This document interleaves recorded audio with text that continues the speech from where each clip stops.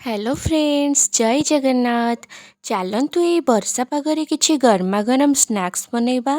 बंधाकोबी कटलेट पूरा मार्केट भली टेस्ट रे आमे बनैबा।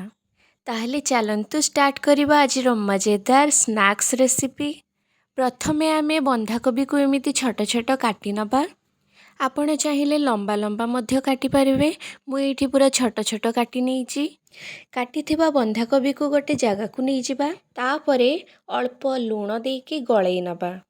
भल भाबरे गळेई सारला परे कभर करिकी रखी नबा 5 ରୁ 10 मिनिट जाए, जहा फଳରେ कि जेतिकी भी पानी बाहरिबार थिबो बाहरी जिवो। ताहले फ्रेंड्स एठी देखंतु 5 मिनिट हो जाइए। एबे ढांकुणी को काढ़ी दबा आउ कोबी को भल भाबरे चिपुड़ी की पानी बाहर करी नबा। आउ गोटे प्लेट को काढ़ी नबा। ताहले फ्रेंड्स एठी देखंतु पानी पूरा काढ़ी सारला परे आमे इथिरे दबा गोलमरीच पाउडर हाफ चमच, काश्मीर पाउडर हाफ चमच, कॉर्नफ्लोर 2 बड़ चमच, आउ बेसन दबा 2 बड़ चमच। तापरे गोटे बड़ साइज पियाज को काटिकी देई दबा। आउ गोटे चमच अदा रसुण पेस्ट को देकी भल भाबरे मैरिनेट करि नबा। आउ जदि गळेला बेले आपण को बेसी पानिया लगे ताहले कॉर्नफ्लोर नहले बेसन को ऐड करि पारिबे।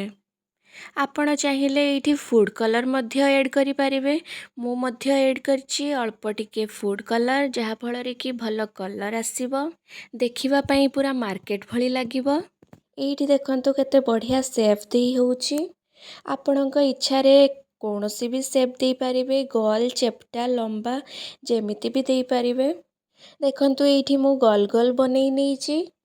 तेल भल भाबरे गरम हो सारला परे मीडियम फ्लेम रखिकी गोटे गोटे की छाड़िबा। तापरे भल भाबरे एपट सेपट करिकी फ्राई करि नबा। ताले फ्रेंड्स एठी देखंतु केते बढ़िया भाबरे फ्राई हो जाइछि। ऊपरे पूरा क्रिस्पी आउ भितरे पूरा नरम पूरा मार्केट भली होइछि। एई कटलेट को आमे चटनी सहित किंबा सॉस सहित खाइबा, बहुत ही बढ़िया लगी थाए। एमिति घरे बनेकी मार्केट भली टेस्टर मजा नबा। ताहले फ्रेंड्स आजिर भिडियोटी केमिति लागिला कमेंट माध्यमरे निश्चिंत जणैबे।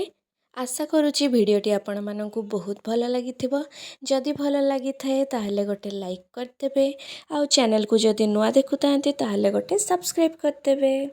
पुणी मु आसीबी नुआ नुआ भिडियो नेकी खास आपण माननक पई। सेथि पर्यंत रहुछि टाटा बाय बाय।